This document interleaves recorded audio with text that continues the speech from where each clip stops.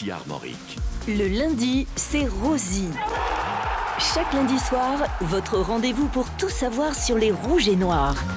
Pas de trêve pour le lundi, c'est Rosie. On se retrouve cette semaine pour revenir sur le début de saison des Rouges et Noirs. On va tirer un premier bilan alors que les Rennais ont disputé déjà un peu plus d'un tiers du championnat. Le jeu, les joueurs, le management, que peut espérer le SRFC en l'état de son niveau depuis le début de saison? On va se poser toutes ces questions, les tops et les flops de ces premiers mois de compétition, un quiz spécial Monaco, quelques coups de cœur pêle-mêle avec notamment une belle initiative du club, vous le verrez, pour un club amateur de la région qui jouait ce week-end en Coupe de France. Un débat aussi sur Jacquet et Le Paul, est-ce qu'ils peuvent intégrer à la surprise générale la liste des Bleus? Ils partent de loin. On va se poser la question parce qu'ils ont été évoqués tous les deux dans différents médias ces dernières semaines. Le lundi, c'est Rosie. La 85e, c'est parti. Le lundi, c'est Rosie. Salut tout le monde, que vous nous écoutiez en podcast ou que vous nous regardiez sur YouTube. Ça y est, on y est bien, on est installé sur YouTube dans notre joli décor du lundi, c'est Rosie. Notre casting aujourd'hui, nos deux anciens joueurs du Stade Rennais. Pierre-Yves David est là, le coach de l'Handball. Salut Pierre-Yves. Salut François, bonsoir à tous. Bonsoir. Il n'y avait pas de coupe pour vous ce week-end? C'était Coupe de Bretagne, mais exempt. Exempt. Voilà. Et comment on fait pour être exempt? C'est tiré au sort? Vous avez payé? Les secrets de la Ligue de Bretagne, aucune idée. Et pas de match amical du coup? Vous avez profité un petit peu de repos, un week-end libre pour une fois? Non, parce que les 32e de finale de la Coupe de Bretagne ont été avancés au 30 novembre, qui était initialement un week-end libre aussi. Donc s'il y avait eu 2 week-ends libres, je pense que j'aurais cherché un match amical. Mais nous, on a terminé très tard la saison dernière au 15 juin. Donc le premier week-end sans compétition était le bienvenu. David Voisin est là également, le coach de l'Est, Régnier-Fouillard. Salut David. Salut François, bonsoir à tous. On va donner que le score de la première mi-temps face à Bréquigny, c'est ça? Ouais, c'est ça, on a perdu 1-0 sur la première mi-temps. 1-0 la première mi-temps, et on s'arrêtera là. Et pour à cause de Pierre-Yves en plus. Oui, voilà, à cause de Pierre-Yves. Et pour compléter ce qu'il vient de dire, ça a été tiré au sort les exempts en Coupe de Bretagne. Ouais. Vous auriez aimé en être, j'imagine? Ça aurait été pas mal, on aurait été en 32e. Mais parce que Pierre-Yves a préparé Bréquigny, c'est pour ça que je charrie. Vous avez joué un peu contre Bréquigny avant. En fait, vous les avez beaucoup même. On les a joués le week-end précédent, David. Et voilà, et c'est à cause de ça. C'est à cause de Pierre-Yves. Et ben voilà, Pierre-Yves un coupable. Et David, qui vont jouer ensemble pour le quiz. On va voir s'ils se seront réconciliés d'ici là. Je sais qu'il n'y a pas de soucis entre vous, messieurs. Du côté de nos supporters, William Kahn du Château d'Apigné. Là, salut William. Salut François, bonsoir tout le monde. Comment ça va? Très bien, merci. Vous étiez au Roison Park hier. Voilà, voir un peu de rugby. Pour du rugby, et une belle ambiance. Qu'est-ce que vous en avez pensé, globalement? Le stade est plus joli en rouge. On est d'accord. Non, c'est sympa de faire ça, faut le refaire, ça crée des liens aussi avec d'autres villes et avec la Bretagne. Faut le refaire si la pelouse a bien vécu. Moi, on verra. Ouais, non, mais on verra ce qui s'en passe parce que sur les gros plans du diffuseur, on voyait que par moment... et au stade, on le voyait aussi. Elle n'était pas en très très bon état, cette pelouse, après le match de Vannes, mais effectivement, c'était un moment très sympa. On y reviendra aussi d'ailleurs pour parler un peu du Brogos dans les coups de cœur à vos côtés. Une habituée des lieux, Clémence, notre communicante dans le monde du sport. Salut Clémence. Salut François, bonsoir. Ça va, vous êtes pas rugby vous? Pas trop, non. J'étais devant, mais j'ai regardé le début du match. Juste pour voir l'ambiance, oui, pour voir la scénographie, on va dire. Je suis d'accord, le stade est bien mis en rouge. J'ai failli pas le reconnaître quand j'ai allumé ma télé. Bah ouais, ça fait bizarre. Ça fait bizarre. C'est vrai qu'il y avait des trucs qui faisaient un peu bizarre, même la scénographie avec tous les lasers bleus. Voilà. C'était étonnant, mais c'était, on le redit, un très très bon moment. Et je pense que le RC Vannes sera le bienvenu à nouveau dans le Roison Park à l'occasion de prochaines affiches. Nous, on va parler du Stade Rennais, si vous le voulez bien. On va débriefer ce début de saison de nos Rouges et Noirs. Le lundi, c'est Rosie. Le débrief. Et je vous ai demandé avant que vous veniez les uns les autres de réfléchir à un mot pour qualifier ce début de saison rennais. Est-ce que vous avez bien réfléchi, William? Vous êtes prêt alors? Je vais faire simple, c'était poussif pour l'instant. Poussif, très bien, j'entends. Clémence? Moi, j'ai fait mes devoirs et j'ai trouvé frustrant. Frustrant, très bien, oui. Et je vois un peu où vous allez vouloir en venir, j'imagine. David? Moi, j'ai mis décevant. Décevant, très bien. Et Pierre-Yves David? Inconstance. Inconstance, très bien. Il y a des choses qui se rejoignent, j'imagine, pour tout le monde. William, expliquez-nous un petit peu. Je pense qu'on est tous dans le même champ lexical. C'est une sorte de déception sur le niveau, sur le nombre de points, sur ce qui s'est passé en interne comme en externe. La manière n'était pas très agréable de A à Z, quoi. Ouais, très bien. Clémence? Oui, je suis entièrement d'accord et comme David, j'aurais pu dire décevante, mais on a quand même vu des belles choses par moment et c'est pourquoi je suis plus frustrée que déçu parce que je pense qu'on peut faire beaucoup mieux et on l'a vu contre des grosses équipes. Mais malheureusement, contre les équipes où on aurait dû dérouler, ça s'est pas passé comme prévu. Et c'est ce qui m'a frustré jusqu'ici. Tous ces nuls au goût de défaite aussi, bien quand même, sûr, si on parle de frustration, évidemment, difficile de ne pas les citer, tous ces 2-2. Ça nous a gâché pas mal de week-ends, surtout quand, encore une fois, on voyait les week-ends précédents ce dont on était capable. Donc, donc ça rejoint l'inconstance, je dirais, Pierre-Yves, c'est avec vous qu'on va enchaîner un petit peu ce que nous dit. Ouais, l'inconstance au niveau du contenu. Et donc des résultats, mais du coup ça mène une petite constante. C'est un peu trop de matchs nuls pour le coup, et avec des scénarios je reprends les mots, qui amènent de la frustration aussi. Mais c'est cette inconstance dans le contenu, je pense, et des résultats qui amènent cette situation aujourd'hui. Finalement, ce qu'on voit dans le contenu, se ressent aussi dans le classement, dans les résultats, dans le nombre de points, dans tous ces nuls. Il n'y a pas de miracle. Il n'y a pas de miracle. David? Oui, tout à fait. C'est complètement, pour moi, décevant parce qu'il y a des parties de match qui sont de bonne qualité, et après c'est plombé parce qu'on est très moyen sur d'autres phases, des changements qui me sont restés un petit peu sur certains matchs en travers de la gorge, enfin plein de choses qui ont fait que pour moi c'est décevant depuis le début de saison. Décevant. On rappelle, pour l'instant, Rennes est 8e hors des places européennes, mais c'est rapproché quand même à la faveur de ces 2 victoires consécutives avant la trêve face à Strasbourg et au PFC, à 2 points seulement maintenant des places européennes. Est-ce que la crise elle est passée pour vous? C'est une question que j'ai posée déjà la semaine dernière dans l'émission, mais vous n'en étiez pas tous les 4. J'ai envie de vous entendre. Il y a eu 2 victoires. Est-ce que ça suffit pour dire que la crise est passée? William? Pour moi, le mot crise était assez fort déjà. C'est justement le côté en externe qui a posé ce mot crise. Après, est-ce qu'elle est passée après? Je rappelle quand même que l'entraîneur a failli se faire virer le lundi. C'est cette manière-là qui n'était pas terrible, justement. Par contre, voilà, la situation n'est pas évidente sportivement. C'est pas avec les 2 matchs qu'on a gagnés là qu'on doit penser que tout est rose, quoi. C'est ça, il ne faut pas non plus maintenant rouler les mécaniques après ces 2 matchs. Strasbourg, c'était super. Le PFC, c'était plus dur. C'était plus dur. Clémence, la crise elle est passée. C'était plus difficile le PFC. Je suis entièrement d'accord, je vais prendre un poncif, mais tout va très vite dans le football. Effectivement, apparemment, Habib Beye aurait fait ses cartons et une semaine plus tard, après le match de Strasbourg, on était une des meilleures équipes de Ligue 1 vu le jeu produit. Donc, est-ce que la crise est passée à court terme? Je pense que Habib Beye n'est plus aussi menacé qu'il l'était il y a 2 semaines maintenant, je crois. Maintenant, on n'est pas à l'abri d'enchaîner 2 contre-performances et d'en revenir au même stade. Ouais, c'est ça va vite dans le football, hein, messieurs. Là, j'ai 2 coachs à côté, 2 anciens joueurs surtout. Vous avez connu ça, j'imagine, dans vos carrières. Vous êtes d'accord? Est-ce que cette crise, déjà, est-ce qu'elle était existante? Effectivement, William dit le mot était un peu fort. Est-ce qu'elle est passée, Pierre-Yves David? Moi, j'aurais plus employé le terme de tension. Il y avait des tensions parce qu'on sentait visiblement en interne déjà au niveau de l'effectif, dans la relation effectif-joueur avec le staff, ou l'entraîneur en particulier, mais aussi avec l'équipe dirigeante qui, en mode exécutif, où on n'entendait pas beaucoup. Il n'y a pas beaucoup de communication. Non, c'est ça. Arnaud Pouille est venu parler pour la première fois après le nul face à Toulouse. Voilà, on était encore quand même bien dans l'expectative concernant Habib Beye. Et souvent, ce type de silence engendre de la tension parce que la seule personne qui s'exprime, en l'occurrence, c'était Habib Beye, donc il prenait la lumière en permanence sur lui. Et puis, la moindre virgule posée à tel endroit d'une phrase pouvait laisser penser que, effectivement, les choses étaient étendues. Il a été au cœur de la tempête médiatique quand même. Mais je trouve qu'il a bien géré. Dans tous les médias nationaux, on a parlé du Stade Rennais pendant des semaines. Mais je trouve que lui s'en est bien sorti, en étant bien seul, je trouve, à assumer ça. Ouais, je disais ça la semaine dernière dans le coup de cœur, je disais que je trouvais justement qu'il avait eu une très bonne gestion de crise à Habib Beye. Donc on se rejoint là-dessus, Pierre-Yves. David, qu'est-ce que vous en pensez donc, de cette crise? Est-ce qu'elle est enfin derrière le Stade Rennais ou est-ce que tout cela est fragile? Non, je pense que ça reste fragile. Ouais. Il ne faudrait pas qu'il enchaîne 2-3 défaites d'affilée parce que je pense que ça serait compliqué. Ça serait compliqué pour lui. Il faut garder de l'humilité, continuer à travailler, j'imagine. Ouais, c'est ça, et puis qu'il y ait plus de constance. Moi, c'est ce que j'attends.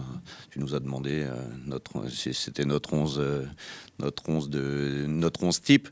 Maintenant, ce que je veux, quel que soit le 11 type qu'il va choisir, c'est qu'il y ait de la constance et de la continuité. Ça va dans les axes d'amélioration, par exemple, je vous ai demandé ça. Exactement. C'est ça pour vous l'axe d'amélioration des voisins? Il faut que cette équipe, Elle est en fin de la continuité, Pierre-Yves, aussi dans le jeu. Vous la trouvez pas, vous l'avez dit, vous aussi, l'inconstance, c'est un mot que vous avez utilisé. Ouais, c'est ce qui, pour moi, singularise cette première partie de saison. La constance, l'équipe va la trouver déjà puisque l'effectif a été monté pour jouer avec une défense centrale à 3, il y a eu des tentatives de défense à 4 parfois, qui n'ont pas porté leurs fruits. Et donc, il faut déjà assumer cette donnée-là. L'effectif a été monté pour avoir une défense centrale à 3, s'appuyer dessus. Et je pense, à titre personnel, que sur les 3-5-2, il y a d'autres systèmes à 4. Pour moi, il y a un étage de trop, ce qui explique les transitions défensives qu'on a du mal parfois à gérer. Et expliquez-nous, alors cet étage de trop, je veux bien... par exemple, un 3-5-2, si vous avez les trois milieux axiaux, vous avez parfois la pointe basse ou la pointe haute qui est en dessous de deux attaquants. Et pour moi, il y a une strate de trop dans l'organisation. Par rapport à une équipe qui a du mal à supporter les transitions défensives. C'est-à-dire qu'avec une strate de moins, vous avez de la compacité au niveau de l'organisation. Et pour moi, soit sur des contre-pressing ou simplement sur un positionnement de bloc plus ou moins haut sur le terrain, on a ce côté compact nous préserve des transitions défensives adverses. Quand on a un joueur, par exemple, on prend une défense à 4, 4-1, 4-1 par exemple, les deux lignes fortes sont pour moi trop espacées quand on a ce genre de problématique à résoudre. Donc il faut trouver un système, en l'occurrence, puisque l'effectif a été monté à 3, maintenir à 3 et avoir... c'est pour ça que je pense qu'un 3-4-3 serait le plus approprié au profil de joueurs et aux problématiques que le Stade Rennais a réglées sur l'aspect défensif aujourd'hui. Parce que vous avez raison, c'est une des grosses problématiques. Rennes est l'équipe qui concède le plus de grosses d'occasions nettes depuis le début de saison en Ligue 1 et est aussi une des équipes qui fait le plus d'erreurs individuelles derrière. Donc, et l'équipe d'ailleurs même qui fait le plus d'erreurs individuelles. Donc, à savoir si est-ce que c'est vraiment un problème tactique ou aussi un problème individuel finalement qui amène ces erreurs défensives. Il faut tenir compte des profils des joueurs et je reviens, vu les profils des joueurs du Stade Rennais, il faut quelque chose de plus compact qu'un 3-5-2 classique. Très bien. Qu'est-ce que vous en pensez, vous, des axes d'amélioration du Stade Rennais, dans le jeu possiblement, ou dans la continuité aussi, hein, c'est ce qu'on disait, dans la constance, William? Ouais, pour revenir à ce que tu disais, c'est vrai que on a senti une équipe qui n'était pas fiable derrière, quel que soit le système qui était mis en place, quels que soient les joueurs qui étaient choisis. Il y avait des erreurs, comme tu disais, en termes de stats, on subissait beaucoup d'occasions. Il y a eu beaucoup de buts qui viennent d'erreurs individuelles. Et ce qui manque derrière, c'est que malgré ces erreurs, on manque un peu de spectacle et d'aller envoler un match par des gestes, des actions, de la vitesse. À part Strasbourg. À la fin de match contre Lyon peut-être aussi, à 11 contre 10, rappelons-le. Clément, ces axes d'amélioration. Je rebondis sur Strasbourg, parce qu'effectivement, moi, s'il y a quelque chose que j'aimerais voir et revoir pour la suite de la saison, c'est le jeu qu'on a vu à Strasbourg. Et là où, alors j'ai pas un œil aussi tacticien, mais j'avais l'impression qu'on avait un jeu très scolaire jusqu'ici, où chacun restait bien à son poste, bien dans sa fonction. Et qu'on a eu du dépassement de fonction enfin. Par Aïd Boudlal. Notamment, Madi Camara. Voilà, qui a... Ouais. Alors moi, c'est vraiment Aïd Boudlal qui m'a surprise, parce qu'on le voyait à l'autre bout du terrain. Alors bon, parfois, c'est vrai que quand ça revenait vite, on se demandait un peu où il était. Mais bon, jusqu'ici, sur ce match-là, ça nous a pas trop porté préjudice. Mais oui, c'est ce dépassement de fonction-là qui, je pense, amène un peu plus de spectacle et un peu moins de jeu très j'ai pas le mot, mais très rigide, on va dire, scolaire, voilà. Et c'est ce que j'aimerais revoir, parce que malheureusement contre le PFC, on l'a pas revu, donc on a gagné, tant mieux. Mais alors gagner c'est bien, mais si quand même on pouvait ajouter une petite touche de jeu en plus pour la suite de la saison, ce serait vraiment sympa. C'est parce que c'est identitaire au Stade Rennais. Je découvre ça en essayant d'apprendre au fur et à mesure l'histoire du Stade Rennais. Le jeu ? Le jeu, c'est identitaire. Sachez que Jean Prouff, à l'époque Jean Prouff, parce qu'on parle beaucoup de Jean Prouff, mais vous comme moi, on l'a pas connu, Jean Prouff. Vous aussi. Non, mais vous l'avez connu personnellement, mais le jeu de Jean Prouff aussi, vous avez vu cette équipe-là? Si, j'ai des souvenirs. C'est une équipe très spectaculaire qui marquait énormément de buts. Parce qu'à la maison, j'étais bercé par déjà les résultats du Stade Rennais. Donc voilà, et puis pour avoir connu effectivement M. Prouff, je vois ce à quoi on fait allusion quand on parle du jeu. Ouais. Et maintenant de cette personne-là. On a ces besoins-là, parce que c'est vrai qu'on parle beaucoup on va dire dans la région de jeu à la nantaise, parce qu'il y a eu des titres au bout pour eux, enfin plus, on va dire, de titres.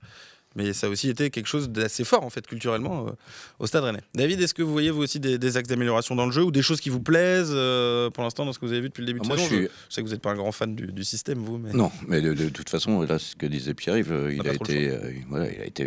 l'équipe a été montée pour jouer dans ce système, donc on n'a plus le choix. Faut faire la saison avec ce système. Maintenant, moi, je suis beaucoup moins exigeant dans ce que je peux voir à l'extérieur que ce que je peux voir à domicile. À domicile, oui, je suis exigeant. J'ai envie de revoir ce qui s'est produit contre Strasbourg. Maintenant, si on peut être un peu plus frileux à l'extérieur, avoir un bloc compact et ramener des points, moi, ça me va. Le Stade Rennais n'est pas assez dominant encore pour se permettre d'aller faire le spectacle à l'extérieur, peut-être. Le 11 qui se dégage pour vous, oui ou non? On a parlé d'Aïd Boudlal. Je pense que c'est un peu on va dire, le joueur phare, on va dire, de ces dernières semaines. Il n'était pas là au PFC, ceci dit. Mais il ressemble un peu au grand gagnant de ces dernières semaines. Il y a aussi pas mal de perdants. William, est-ce que là, vous voyez ce 11 un petit peu commencer à émerger? Ouais, aujourd'hui, on est à 11, 12, 13 joueurs. Je pense qu'ils sont plus fiables que certains et on sent qu'ils peuvent bien finir la saison. Mais c'est pas les joueurs en particulier, c'est plus l'organisation et le fait de réussir, comme je disais, une histoire de fiabilité derrière et un peu plus d'allant et de spectacle devant, quoi. Pierre-Yves, il y a un 11 là qui se dégage. C'est important quand même. Habib Bey, il dit souvent, et je sais que les coachs sont souvent d'accord avec ça, que finalement, on fait une saison avec 13-14 joueurs. On va dire que le reste, c'est un peu des joueurs de complément. Je crois que les stats, c'est il y a 14 joueurs qui font 90% du temps de jeu d'une saison pour un effectif. Ouais, j'allais dire une quinzaine, ouais. Mais pour être un peu plus large, non, je pense que c'est pas seulement que les deux derniers, parce qu'aujourd'hui, il faut rappeler qu'en joueur de champ, il y a 19 joueurs de champ au Stade Rennais. Donc le 11, il se dégage assez facilement. Ouais, mais pas tant. Moi, je trouve que cette semaine, il y a eu des perdants. On va en parler d'ailleurs dans les fonds, parce qu'ils sont un peu tous dedans. C'est d'où mais Fofana. À la moindre absence, ceux qui auraient perdu des points aujourd'hui suite aux deux derniers matchs, si on reste sur les deux derniers matchs, peuvent vite revenir dans la danse. Parce que l'effectif est très, très raccourci. Alors, ça a un mérite parce que tout le monde peut se sentir concerné. Alors après, on revient sur le mot tension que j'évoquais tout à l'heure.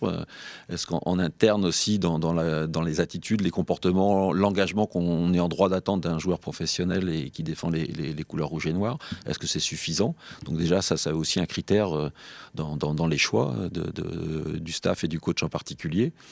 Mais clairement, je pense qu'il y a juste pour les trois défenseurs, je pense qu'il y a 4 là aujourd'hui qui peuvent jouer. Moi, je serais je parlais du 3-4 tout à l'heure, pour 2 milieux pivots plutôt que 3. Donc là, à 3, on peut tourner sur les 2 postes. Est-ce que Diao Cissé peut pas aller un cran plus haut par exemple. Je pense qu'il y a de quoi moduler et de gagner en constance, parce que c'était l'inverse que j'évoquais tout à l'heure, pour gagner en constance, et surtout sécuriser l'équipe dans son expression, que ce soit dans l'utilisation du ballon ou dans sa récupération. David Voisin, sur le 11, vous voyez des gagnants, des perdants? Parce qu'il y a une autre question que je vous pose, on peut y aller même, ça va être sur la gestion des égos, parce que les perdants que j'ai donnés, alors effectivement, l'effectif est court, c'est quand même des joueurs qui ont des statuts, Ludovic Blas, Seko Fofana, Brelem Bolo, qui arrive, c'est un international, alors Lidou Sedou, pas être simple à gérer ça quand même. Non, c'est sûr. Vu les choix que Habib Bey a fait, non, j'aimerais pas être à sa place, parce que du coup, à mon sens, il s'est un peu compliqué la tâche. Il a gagné des matchs. Et oui, il a gagné des matchs. Maintenant, on le disait tout à l'heure, la partie, elle n'est pas gagnée d'avance. On a gagné 2 matchs. Maintenant, il ne faut pas retomber dans nos travers et enchaîner 2-3 défaites d'affilée, sachant qu'un Blas, je pense qu'il a un peu lâché, un Seko Fofana va lâcher aussi, donc l'effectif va se retrouver pessimiste. Non, pas pessimiste, quelque part ils seront pas obligés, au contraire. Moi, je me pose cette question, voyant que l'équipe a tourné sans eux, au contraire, de se dire si je veux revenir dans la danse, je vais pas avoir le choix que de faire les efforts et de bien jouer, non? Vous croyez plutôt qu'ils pourraient lâcher les deux? Moi, je pense qu'ils pourraient plus lâcher que... Puis quand on entend que Marseille a un intérêt pour Ludovic Blas, peut-être qu'il va se dire si jamais je rentre plus dans les plans, je peux me barrer en janvier, quoi. Bon, pourquoi pas. Pierre-Yves David, là, j'ai envie de vous entendre aussi sur la gestion des égos en tant que coach. Je vais demander aussi aux supporters, mais c'est intéressant. Et sur ce qu'on disait, là, on n'est pas d'accord avec David sur comment des Fofana ou Blas vont devoir vivre ce qui se passe en ce moment. De toute façon, nous, en tant que coach, on passe notre temps à faire des choix. Donc choisir, c'est très fin. C'est se résigner à d'autres options éventuelles. Donc on reste sur une option. Après, pour revenir sur les joueurs cadres, là, le fait qu'il n'ait pas joué, que l'équipe ait obtenu de bons résultats, je rejoins David. C'est pas ça qui je pense, dans la durée, ce sera pas la loi édictée. Il y a trop d'aléas sur une saison quant aux blessures, les suspensions éventuelles. Je vois parce qu'on a pris quand même quelques cartons rouges en début de saison, trop facilement. Mais Bay était peut au match hier. J'espère que voilà, il s'est pas dit. Ça peut vite redistribuer les cartes, quoi. Ça peut vite redistribuer les cartes. Après, par rapport aux joueurs là qui sont des joueurs référents sur la Ligue 1, on parlait de Fofana, de Blas, par exemple. Là aussi, on peut avoir une lecture assez facile. C'est effectivement, David disait, soit ils abandonnent, soit ils ont de vrais comportements de sportifs compétiteurs. C'est-à-dire qu'aujourd'hui, je n'ai pas été choisi. Pourquoi j'ai pas été choisi? Pourquoi on ne s'appuie pas sur moi alors que j'ai de l'expérience, alors que j'ai déjà montré que je pouvais assumer pleinement ce niveau de pratique. S'il ne se pose pas ce genre de questions, effectivement, là où je rejoins David, la lecture elle est simple, il faut faire sans. Ouais. Maintenant, ils peuvent rebondir aussi. Ça va être sans doute un des enjeux des prochaines semaines, absolument, pour Habib Beye et pour ce vestiaire. Vous le sentez comment, vous, là, le vestiaire et la manière dont Habib Beye va devoir s'en sortir? Nous, c'est vrai qu'on n'a pas l'expérience de l'intérieur d'un vestiaire. Non, mais vous travaillez en entreprise, le management, c'est aussi, mine de rien, je pense que c'est applicable aussi à certains domaines. Si on l'applique comme ça, je ne serais pas aussi pessimiste sur l'avenir, par exemple, dans le sens où j'ai l'impression quand même qu'on est sur des gars qui ont montré qu'ils étaient capables de jouer la règle du jeu de la concurrence. On a vu Fofana et Blas revenir bien dans leur match. Ils n'ont pas lâché complètement d'un coup. Mbolo et Seydou, je pense qu'ils sont dans un état d'esprit différent. Moi, j'ai l'impression que globalement, on est sur des mecs assez malins quand même. Alors, ça peut aussi malin, ça peut aussi être malicieux. Enfin, je vois ce que je veux dire, mais malin dans leur communication ou malin dans la com, aussi dans la manière dont ils s'expriment. Donc, je pense dont ils échangent entre eux dans le vestiaire. Je sais pas. Je pense qu'effectivement, ce vestiaire, il est peut-être sur une ligne de crête et on va voir comment il va tourner. Est-ce que ça va devenir un vestiaire qui va se tirer vers le haut de manière positive ou au contraire qui va aller dans les petits clans pour dire le coach c'est pas bien. Mais nous, en tout cas, moi je dis ça par rapport au rapport que nous on a en communication avec ces joueurs-là, où je trouve que dans l'expression, ils sont quand même tous globalement, on va dire, au-dessus de la moyenne des joueurs de foot. Oui, je rejoins tout ce qui a été dit. Et quand on parle d'ego, mais aussi de 11 qui se dégagent, moi ce que j'attends aussi, c'est qu'il y ait des vrais leaders qui se dégagent dans ce groupe. Et effectivement, une fois qu'on met un Fofana un peu de côté, qui semblait être une sorte de leader naturel, il reste qui? Il reste Brice Samba, il reste Valentin Rongier. Et en fait, j'ai un peu peur que ce 11 qui se dégage et qui, moi, me plaît énormément, mais en fait, manque un petit peu de leader.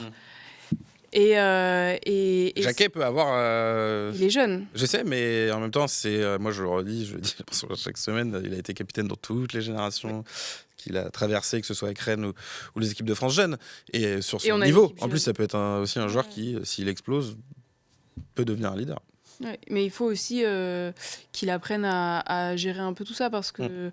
Alors, on ne saura jamais si c'est lié, mais il a eu beaucoup d'éloges après Marseille. Et il a eu un petit contre-coup. Est-ce que si une fois qu'on revient, on lui demande un peu d'endosser ce costume de leader, est-ce que ça ne va pas encore le freiner un petit peu, quoi. David, vous voulez réagir sur Jacquet?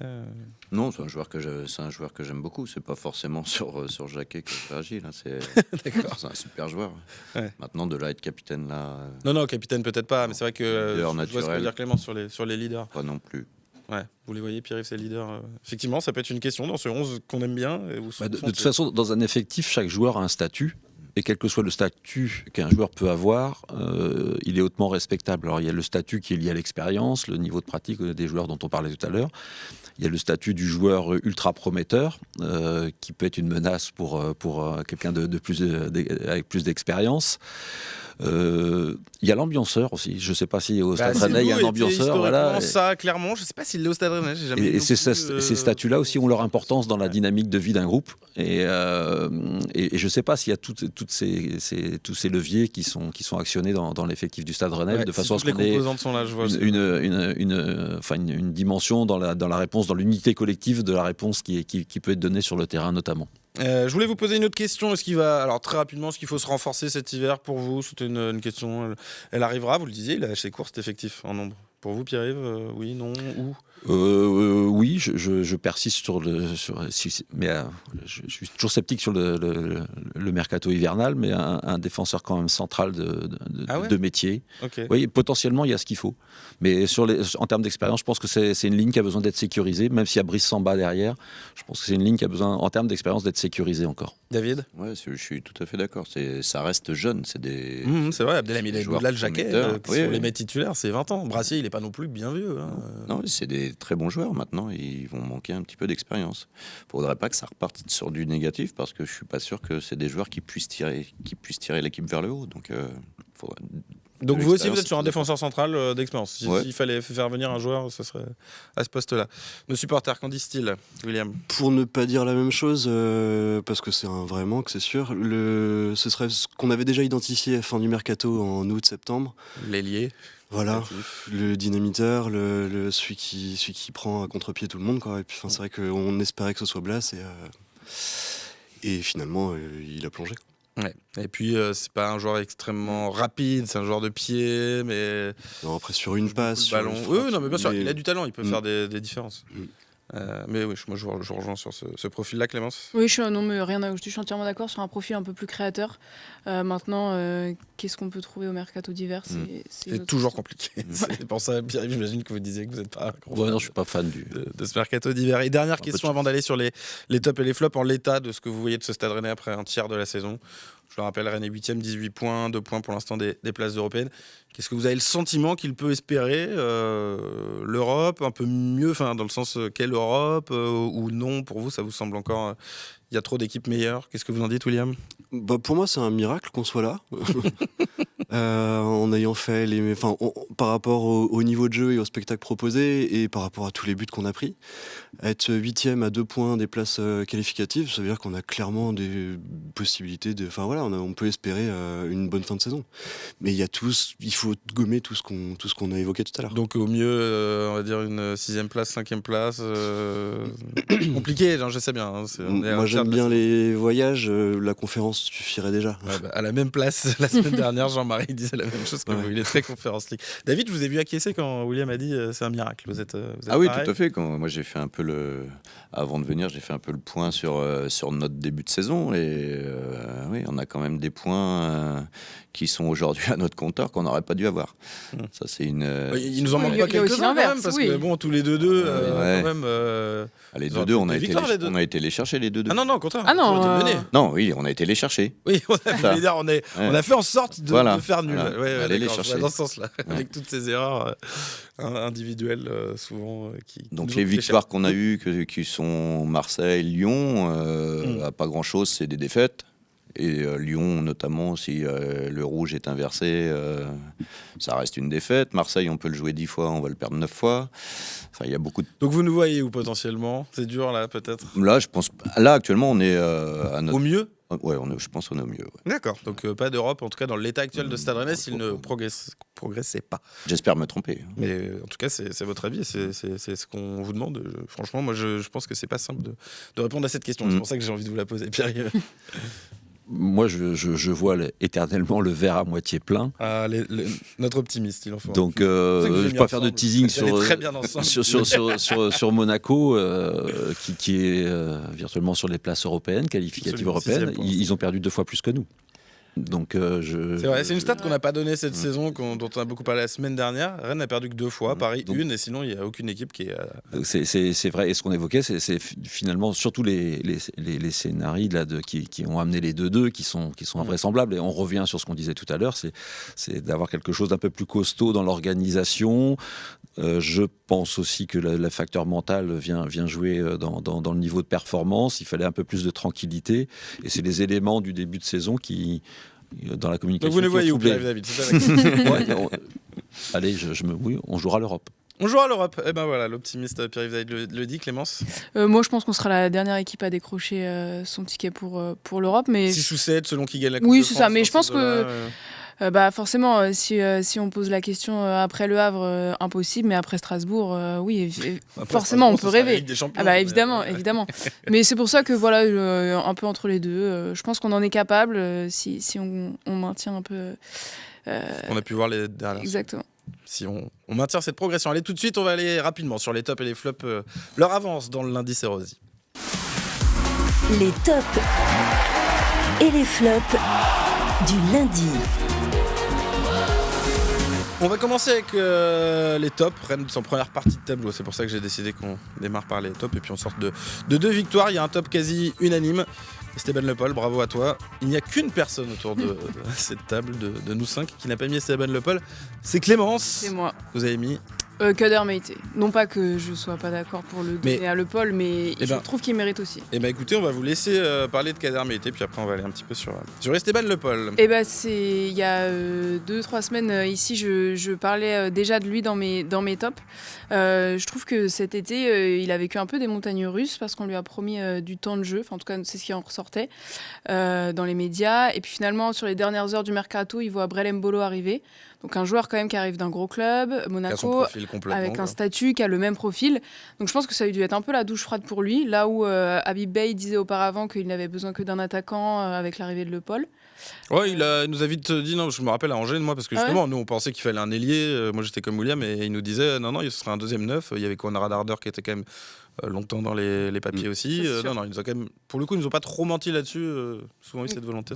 J'étais plutôt, en tout cas, moi j'étais plutôt déçu pour lui quand Mbolo est arrivé. Ouais. Et puis aussi son début de saison où il a fait les frais des sorties catastrophiques de ses coéquipiers, des rouges. Et en fait, il a vraiment gagné sa place au mérite pur et dur. Et aujourd'hui, on voit que quand Habib Beye a dû faire des choix dos au mur, c'est lui qui l'a mis. Et il lui a bien rendu l'appareil. Et je trouve qu'il montre des très très belles choses pour son âge. Et moi, c'est un joueur. Il va falloir en profiter cette année, sans doute. Oui, comme toujours au Stade Rennais. On verra. Je sais que ça déçoit beaucoup de supporters. J'ai eu ces débats sur les réseaux parce que j'ai parlé la semaine dernière du fait que Jacquet et Meïté avaient notamment été scoutés. Et a priori, c'était pas le seul club à être là par Manchester United lors du match contre le Paris FC. C'est aujourd'hui, malheureusement, le lot du Stade Rennais qui n'a pas, il faut le réexpliquer, de revenus extérieur quasiment à la vente de joueurs du centre de formation, sans droit télé, ou avec des droits télé minimes, sans merchandising. Je veux dire, la boutique du Stade Rennais, c'est pas celle de l'OM. Les revenus annexes pour le Stade Rennais, ils sont minimes. Donc, si vous ne vendez pas, malheureusement, et je comprends que ça fasse mal au cœur à tout le monde, les pépites du centre de formation, c'est compliqué de faire autrement. Après, une vente de Désiré Doué, c'est 4 ans d'Europa League, quoi. Oui. Et si vous jouez avec des champions tous les ans, je veux bien là qu'il y ait un revenu annexe, mais c'est la Ligue des Champions. Si vous jouez seulement l'Europa League. Entre un Jacquet, un Cissé, un Meïté, on peut peut-être espérer d'en perdre un ou deux, mais pas les 3, quoi. Espérons. Kader Meïté, on va parler de Le Paul maintenant. David, vous avez bien aimé, vous, l'ancien Angevin aussi, David Voisin. Non, je ne dis pas de bêtises. Tout à fait. Ouais, Le Paul, comment ne pas citer Le Paul. J'hésite avec Samba quand même, qui nous a gardé quelques fois dans le match. Sans lui, on aurait également moins de points aujourd'hui. Mais Le Paul, comment ne pas le citer, sachant qu'il est à un but de Panicelli, il n'est pas loin d'être meilleur buteur de Ligue 1 là actuellement. Donc, dans une équipe qui n'a pas très bien tourné. Donc, sans pénalty, absolument. Exactement. Un des joueurs français les plus décisifs de ce début de saison en Europe, tout simplement. Et d'ailleurs, je le dis, puisque ce sera sans doute une stat qu'on donnera aussi dans le petit débat équipe de France. Je sais qu'il peut arriver et que les gens vont se dire « Oh là là, mais de quoi il parle ?» Le Paul. On va faire très rapidement, par contre, je vois l'heure, on est grave à la bourre. Esteban Le Paul, un mot, Pierre-Yves David. Ouais, pour la fraîcheur qu'il amène et puis son cursus. Je suis assez sensible à ces cursus qui aboutissent à, pour l'instant, une période de réussite pour lui. Une éclosion tardive, mais avec un vrai chemin, quoi. Voilà. Un beau chemin. William Le Paul. Pour faire rapide, non, j'ai été très surpris parce que j'y croyais pas trop. Et franchement, c'est beau ce qu'on voit de sa part. Moi aussi. Je suis exactement comme vous. J'avoue que j'avais des doutes, surtout avec le prix par rapport. C'est quand même un gros prix pour un mec qui avait à peine 6 mois, on va dire, au haut niveau à Angers. Et bravo à Esteban Le Paul pour l'instant pour ce début de saison qu'il faudra évidemment, on l'espère, confirmer. On va aller sur les flops si vous le voulez bien. Et là, autant on était quasi unanime sur les tops. C'est beaucoup moins le cas sur les flops. Il y en a 5 différents. On va commencer par vous, Pierre-Yves. Chacun va le donner juste son nom l'un après l'autre. Pierre-Yves, votre flop. Glenn Kamara. Glenn Kamara, voilà. Pour Glenn Kamara, 5 minutes de jeu cette saison. Et vous allez expliquer. David Voisin. Mbolo. Brel Mbolo pour David Voisin. Nos supporters, Clémence. Quentin Merlin. Quentin Merlin pour Clémence. Et William. Ludovic Blas. 2 anciens Nantais pour nos supporters. Pas étonnant, c'est logique, j'ai envie de dire. Et pour moi, c'est Alidou Sedou. Voilà, pour les 5 flops. Donc pareil, encore une fois, je vous demandais juste d'expliquer très rapidement pourquoi vous avez choisi chacun votre flop. Pierre-Yves, David, Glenn Kamara. Parce qu'on l'appelle. Tout simplement parce que je disais tout à l'heure, il n'y a que 19 joueurs de champ et je ne comprends pas qu'avec 19 joueurs de champ disponibles, un garçon ne puisse pas croquer un peu plus de minutes. Donc il y a forcément des explications. Donc pour moi, c'est forcément un flop. D'accord. Ça s'entend, c'est vrai. Il y a de la place normalement pour gratter quelques minutes et Glenn Kamara n'y est pas parvenu une seule entrée, c'était à Toulouse. David Voisin, vous m'avez dit Brel Mbolo. Après, je suis un peu dur de le mettre en flop parce qu'en fait, j'attendais pas tellement mieux de sa part, de ce que j'avais vu. 3 buts quand même. Après de ce que j'avais vu, ce qu'il proposait à Monaco, je m'attendais pas non plus à... Il est quand même allé en pro crescendo. Ouais, vous êtes gentil, monsieur Rosy. J'ai surtout en tête son but vainqueur face au Paris. Ouais, au PFC, ouais. Moi, je suis resté sur cette impression, mais vous avez raison, on juge pas une impression, on juge l'ensemble du début de saison des joueurs. Quentin Merlin, Clémence. Oui, c'est un flop d'encouragement plutôt. Enfin, non mais c'est un concept. En tout cas, on va dire que j'ai surtout été, je n'avais pas d'a priori quant à son arrivée et j'étais très agréablement surprise par son match contre Marseille et en fait il a jamais remis ça, donc c'est un petit flop pour qu'il se remette en selle et qu'il nous montre tout ce dont il est capable. Ludovic Blas, William. Blas parce que est-ce qu'on en attendait beaucoup, je sais pas, mais déçu parce que c'est encore. C'est toujours cette espèce de pétard mouillé, quoi. Ouais, c'est ça. Il a quelque chose, on le sait, et il le montre pas ou peu. Et puis parce que pour moi, le gros manque de l'équipe aujourd'hui, c'est ça. Voilà, c'est la créativité, c'est ce que lui devait amener, et c'est ce qui nous manque. J'entends. Et donc moi, Alidou Sedou, ça peut paraître dur aussi. C'est vrai que vous m'avez rappelé, je le savais, mais quand je vous ai donné le nom, il y en a plusieurs qui m'ont dit quoi, Alidou Sedou. Il revient des croisés, effectivement. Donc je lui accorde ça, mais j'attendais beaucoup plus de son retour. Il y a une super mi-temps à Nantes, ça je m'en souviens. Il se blesse. Et derrière, malheureusement, je trouve que là, il a exposé des limites techniques qu'on connaissait, mais que je trouve de plus en plus, malheureusement. Compliqué quoi à ce niveau-là. J'ai souvenir d'une émission où c'est ce que je disais. Mais David, c'est pour ça qu'on vous invite. Ouais. Non mais à ce moment-là, vous n'étiez pas d'accord, monsieur Rose. Sur la technique ? Ouais. Ah bon ? Je veux bien qu'on retrouve parce que sur la technique, je me trouvais génialissime. J'aimerais bien qu'on retrouve. D'accord, on cherchera dans les archives et on passera ça la semaine prochaine. Moi, il n'y a aucun problème. Quand je me trompe, j'ai diffusé le commentaire du but de Brel Mbolo la semaine dernière où je démarre par. Il marque pas des points, Brel Mbolo, et puis il marque dans la seconde. Allez, on est passé sur les tops et les flops. On va aller sur le quiz désormais. Voilà. Le lundi, c'est Rosy, le quiz. Notre quiz spécial Monaco. Sachez que le bâton de Bourbotte du lundi c'est Rosy est revenu chez les supporters qui l'ont récupéré la semaine dernière. Ça faisait 4 semaines consécutives que les anciens joueurs gagnaient. Donc là, je vous mets un peu la pression, les gars. On est sur une saison historique pour les anciens joueurs qui sont en grande forme cette saison. Pierre-Yves, je crois que vous êtes dans une des 4 semaines. Vous en aviez remporté avec Florent Boursier, il me semble. J'ai gagné une fois. Avec Florent Boursier, je crois. Voilà. Vous aviez gagné. Une fois. Vous vous souvenez. Voilà. C'était récent. Un quiz spécial Monaco avec la venue des Monégasques. Ce sera samedi au Horizon Park à 19h. Première question. Je suis un joueur formé à Monaco, mais plus jeune. J'ai aussi porté le maillot rennais. Le club m'avait mis à l'essai un été lors d'un tournoi de jeunes, un tournoi estival. William. Kylian Mbappé, bien joué. Ça allait vite. Et oui, plusieurs photos réapparaissent régulièrement sur les réseaux sociaux où l'on me voit porter le maillot rouge et noir. Pas étonnant non plus, puisqu'à l'époque, mon grand frère adoptif, Jérès Kemboy Coco, évoluait sous les couleurs du Stade Rennais. Et en décembre 2016, j'inscris mon premier triplé en carrière en Coupe de la Ligue face au Stade Rennais, dans un grand match perdu 7-0 par les Rennais du côté du stade. Louis de 1 point pour les supporters, 1-0. Deuxième question. Entre 1972 et 1997, 25 ans, le Stade Rennais a réalisé une série noire de matchs sans victoire face à Monaco. 25 ans sans battre Monaco, que ce soit à domicile ou à l'extérieur. À combien de rencontres s'élève cette série et combien de matchs dans cette série? Donc c'est l'équipe qui sera le plus proche, évidemment, qui l'emportera. Vous vous mettez d'accord les uns et les autres sur une réponse. 25 ans. 25 ans. Après, il y a des années peut-être où Rennes n'est pas en première division. C'est pour ça que je... Entre 72 et 97, donc c'est quand même une belle série. Je vous le dis.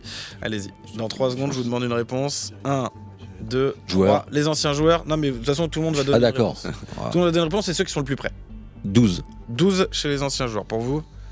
On se disait une vingtaine, donc je vais dire 20. 20. C'était 21. Bien joué, les supporters. Ils sont bons. 21. Il y a quand même eu quelques matchs, mais c'est vrai qu'à raison de 25 ans, si les deux équipes avaient été dans la même division, on aurait pu avoir 50. Il s'est passé quelque chose.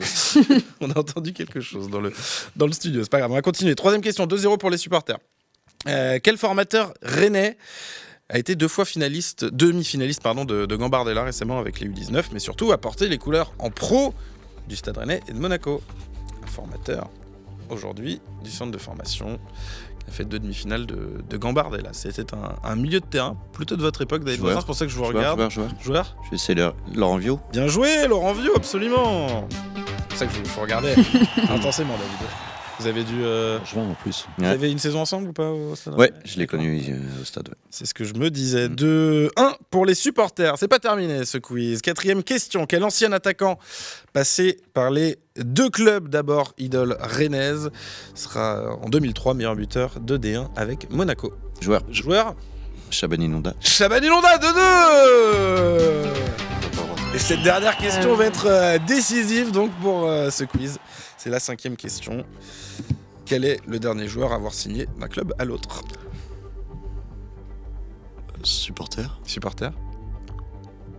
Mbolo. Préel Mbolo, bien sûr. Ah ouais. Eh oui. Merci.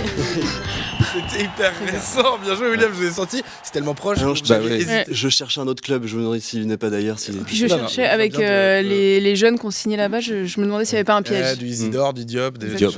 C'était bien. C'était bien Préel Mbolo. Victoire des supporters qui conservent le bâton de Bourbotte. Tout de suite, quelques petits coups de cœur. Oh, surtout pas. Le coup de cœur de la semaine. On va essayer de les faire assez vite pour pouvoir parler du petit débat quand même entre Jacquet et Le Paul. Le premier coup de cœur, on va vous montrer les images et je vais les commenter pour les gens qui nous écoutent en podcast. On va vous les montrer si vous êtes sur YouTube. C'est pour cette jolie surprise faite par le Stade Rennais au club amateur du Pertre, pensionnaire de R3. C'était le petit pousset breton du week-end qui recevait Concarneau. Il jouait à Vitré. Et le Stade Rennais, regardez, leur a fait une petite surprise. Là, on les voit sortir du restaurant où ils mangeaient avant le match. Et qu'est-ce qu'ils découvrent sous les yeux les joueurs du Perth? Vous les voyez très heureux. Petit club à côté de Vitré. Le bus du Stade Rennais. Voilà, le Stade Rennais qui a mis à disposition son car. C'est sympa, le car des joueurs pros parce que notamment il y a plein de supporters du Stade Rennais dans cette équipe du Perth, on s'en doute, c'est souvent le cas dans les clubs locaux. On va le voir, ils vont faire tout le trajet. Alors il n'est pas bien long le trajet parce qu'ils jouaient, je le disais, à Vitré, mais voilà, ils se sont fait quand même un petit trajet sympa jusqu'à leur stade où ils ont été accueillis par leurs supporters. Qu'est-ce que vous en pensez? C'est sympa que le club fasse ça, non, William? En tant que supporter, vous qui avez joué en plus à un bon niveau, je sais, William. Ouais, non, c'est super sympa. On sait bien dans les clubs comme ça autour de Rennes de pouvoir toucher un petit peu ces objets du Stade Rennais des pros. Ils ont l'air d'avoir, ils ont 20 ans, 25 ans, mais ils ont des sourires de gamins, quoi. Ouais, c'est clair. La communicante, qu'est-ce qu'elle en pense? Exactement. D'un point de vue communication, c'est exceptionnel parce que ça demande pas grand-chose au club. C'est une initiative a priori très locale et finalement on en parle quasiment dans toute la France, en tout cas dans des médias nationaux. Oui, j'ai vu sur les réseaux sociaux des gros comptes nationaux qu'on partageait ça. Ça se monnaie aussi, hein, mais, bien sûr. Mais c'est une super initiative. Ouais, ça vous plaît ça aussi les gars, les anciens joueurs, c'est bien pour l'ancrage local aussi. Vous auriez aimé avec Torigny pouvoir avoir le... Ah, je trouve ça excellent. Après l'histoire elle est connue, c'est eux qui ont demandé, c'est le stade qui a proposé. C'est eux qui ont demandé, c'est un mec qui s'est rapproché, un joueur de l'équipe qui s'est rapproché du club et qui a réussi à obtenir ça du Stade Rennais. Qui a joué le jeu quand même, hein, il fallait le faire. Il y avait Antoine Biard, le directeur de la com notamment, qui était présent et qui est venu donner un petit mot aux joueurs. Voilà, donc on les voit, ils sont très heureux. C'est top parce que je le connais pas personnellement, mais pour Pascal Poutier, je trouve qu'il a eu du mal à retrouver un club et une aventure. Il est reparti en R3. Du coup, je trouve ça sympa. Voilà, là, on entend les joueurs. On va arrêter la vidéo parce qu'on doit malheureusement un petit peu avancer dans cette émission, mais vous l'avez vu. En tout cas, l'initiative est très sympa. Il le dit, il y avait pas mal de supporters du Stade Rennais. Le second petit coup de cœur, c'est le Brogoz Mazadou version van. On va lancer la vidéo aussi. Vous allez pouvoir l'entendre dans le podcast parce qu'il y a quelque chose qui m'a plu. Vous allez l'entendre. Alors là, pour les gens qui voient, c'est moi qui filme et je suis désolé pour la qualité de l'image et ça tremble un petit peu.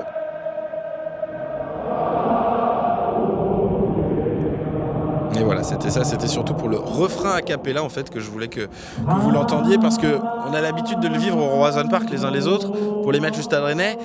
Il n'est pas chanté à plein poumon quand même, je sais pas ce que vous en pensez, moi j'ai toujours ce petit regret. Est-ce que finalement Van nous a pas donné l'exemple en se disant en fait le refrain a cappella tout simplement, c'est le truc qu'on connaît tous, le Obrez Mabro. Faut le connaître. Alors le refrain, oui, oui, bien sûr. Mais Van nous a montré l'exemple. Mais moi, j'ai un souvenir. Et j'étais jeune, très jeune, mais au Stade de France, je pense que au moins lors d'une des deux finales, le refrain a été entonné a cappella par tout le stade, et ça m'avait marqué. Mais j'avais une grosse dizaine d'années, et ça m'a marqué. Je m'en souviens très très bien. Donc effectivement, c'est quelque chose de super, mais que le Brez Mabro puisse être entonné spontanément, ce serait génial. Oui, mais justement, en fait, il faut couper, on va dire, un peu les paroles à ce moment-là, du mec qui chante juste à ce moment-là, que tout le monde chante à fond. Pour avoir vécu un peu à Toulouse, par exemple, le Secanto, c'est un chant que tout le monde connaît et qui est repris dans le stade, même pendant le match, parce que tout le monde en connaît les paroles, il n'y a pas besoin de leur mettre le pied à l'étrier, et c'est quelque chose de très beau, donc effectivement, ça serait super. Bon, voilà, on va espérer que le Stade Rennais aussi s'inspire de ça. Puis pour terminer, on vous donne rendez-vous, c'est dimanche 14h30 à la Piverdière. Il y a les féminines qui jouent en Coupe de France. Coupe de France face à Guingamp en plus. Donc un Stade Rennais Guingamp en Coupe de France, ça ne se rate pas.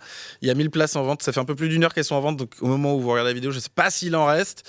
Mais voilà, vous pouvez aller retrouver les places. Ce sera à la Piverdière pour les féminines. Stade Rennais. Guingamp est dernier de 2e division. Le Stade Rennais premier de 4e. Donc il y a 2 sur le papier division, voire une si on parle seulement de niveau. On sait jamais, ça peut peut-être se jouer. Pourquoi pas un petit exploit pour nos Rennaises. Voilà, allez, tout de suite, on va débattre dans le lundi c'est Rosy. Si vous le voulez bien, je voulais parler de Jacquet et Le Paul, ça va être très très rapide, mais parce que récemment, tous les deux ont été cités dans des médias comme des possibles prétendants à l'équipe de France. Ça va arriver assez vite, la Coupe du Monde de 2026, mais il y avait notamment RMC où le débat portait sur Lucas Hernandez en disant il a plus le niveau en 4e défenseur central, est-ce qu'il faudrait pas plutôt un Jérémy Jacquet? Son nom a été cité, et Le Paul est quand même, je le disais tout à l'heure, dans les offensifs français les plus décisifs depuis le début de saison. Est-ce qu'il y en a un des deux, aucun, les deux? Est-ce que vous rêvez d'une surprise pour la liste de Didier Deschamps, William?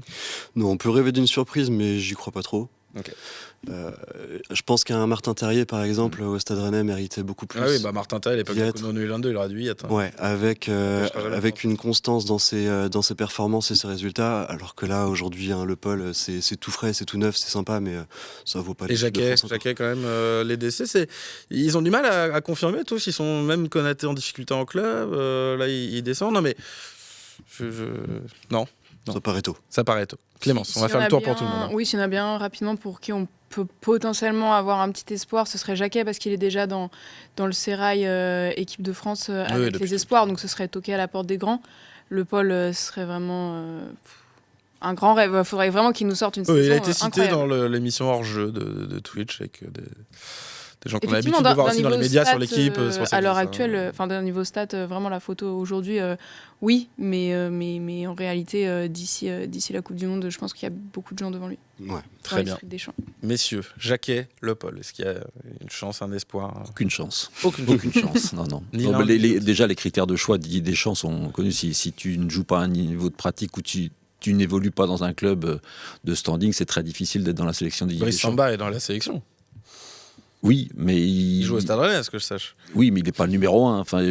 Là, pour le coup, Le Paul et Jacquet ne seraient pas pour être des titulaires. Non, bien sûr, non, Jacquet. Mais non, je vois pas. Simplement, sur le poste de gardien, Brice Samba, je pense que c'est la particularité du poste qu'il a amené là, avec sa saison à Lens, etc. Non, je n'y vois pas. Après, il y a juste, je rejoins Clément, c'est l'affiliation de Jacquet avec les équipes de jeunes de l'équipe de France qui pourrait peut-être lui ouvrir une opportunité, mais vous évoquez les difficultés de Konaté, sauf que Konaté il a des difficultés à Liverpool et Jacquet il a des difficultés à Stade Rennais. Voilà, donc, mais en plus le débat, pour revenir sur celui des confrères de RMC, c'était plutôt sur Lucas Hernandez, Konaté quand même le troisième, on va dire, dans la liste. David Voisin.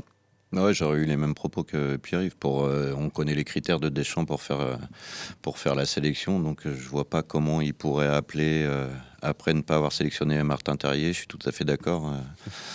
C'est un regret. Esteban Le Paul. Bah évidemment.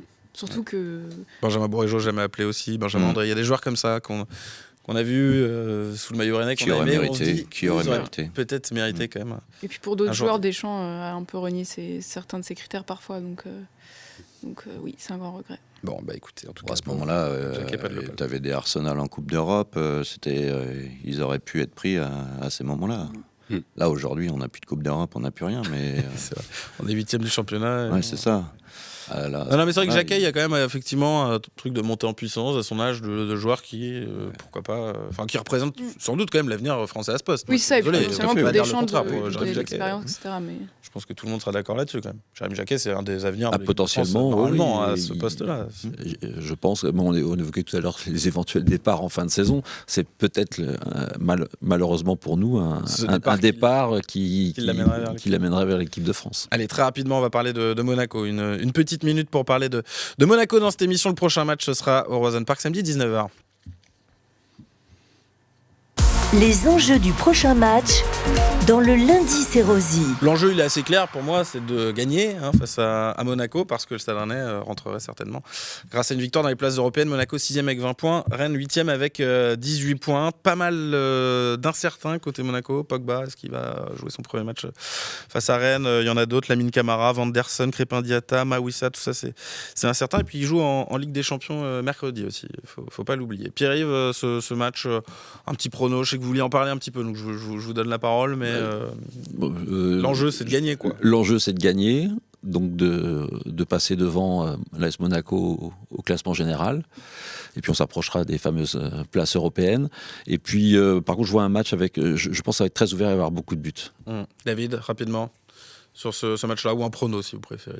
C'est le moment de les jouer en tout cas, Ouais, donc j'espère qu'on va gagner. Pas fausse même, si je peux me permettre. Clémence? Oui, déjà je trouve que ce serait très rennais que Pogba fasse son grand retour contre nous et qui marque accessoirement. Rappelez-vous Nabil Bentaleb. Et voilà, c'est exactement lui que je pense. Maintenant, oui, ils sortent d'une grosse défaite à domicile contre Lens, donc il faut confirmer les 2 victoires. Et William, pour conclure sur Monaco? Pareil, je n'ai pas souvenir que ça nous réussisse beaucoup de jouer Monaco. Alors entre 72 et 97, je ne sais pas si vous êtes au courant, ça nous réussissait pas du tout.